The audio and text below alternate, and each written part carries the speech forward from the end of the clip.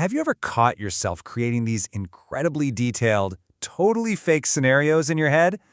Well, today we're diving deep into that powerful, super common, and honestly often misunderstood habit we all seem to share. You know exactly what this feels like, right? You're in the shower or driving or just trying to fall asleep, and suddenly you're gone. You're somewhere else entirely. And for a second, that made-up world feels even more real, way more intense than your actual life. And then when you snap out of it, there's that weird feeling, kind of part relief, part disappointment. Okay, I want to get this out of the way right at the start. If this is you, you're not broken.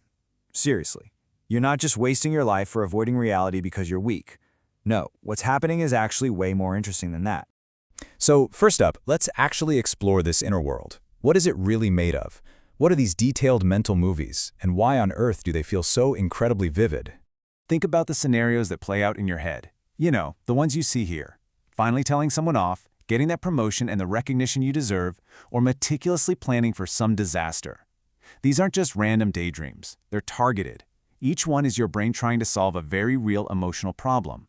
A need for closure, for validation, for connection, or for safety.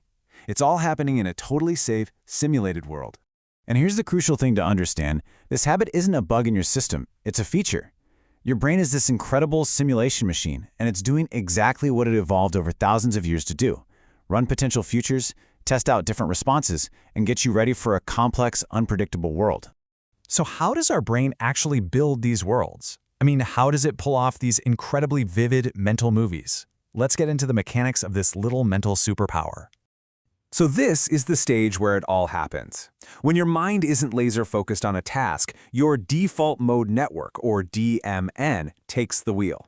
You can think of it as your brain's idle mode. But for a lot of us, this network is, well, it's hyperactive. It doesn't just wander. It becomes an architect, building entire realities from scratch.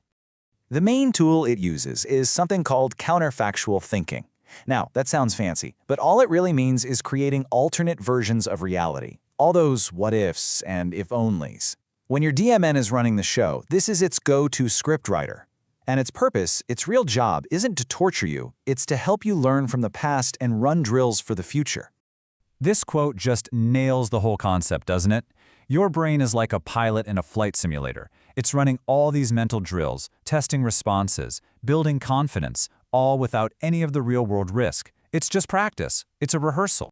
But, and this is a big but, here's where things get a little tricky.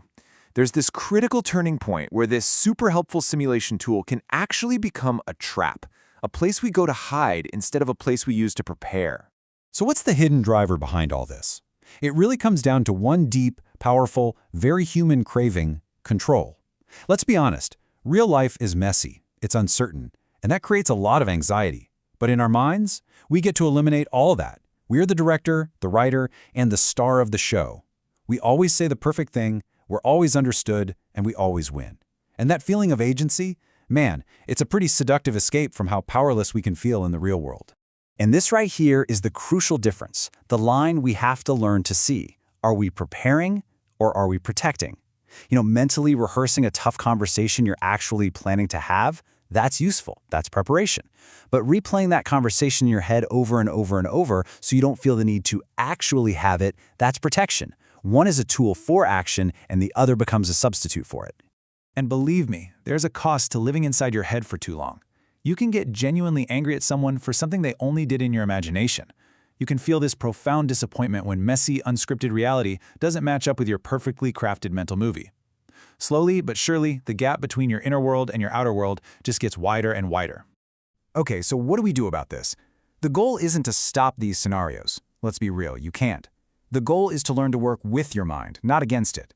So here are 4 really practical ways to take back control. We're going to walk through this simple 4-step toolkit. Think of it as learning to navigate your inner world so that you get to decide when to visit and, more importantly, when to come back to the present moment. Okay, step 1. When you catch yourself stuck in a loop, write it down. Just get it out.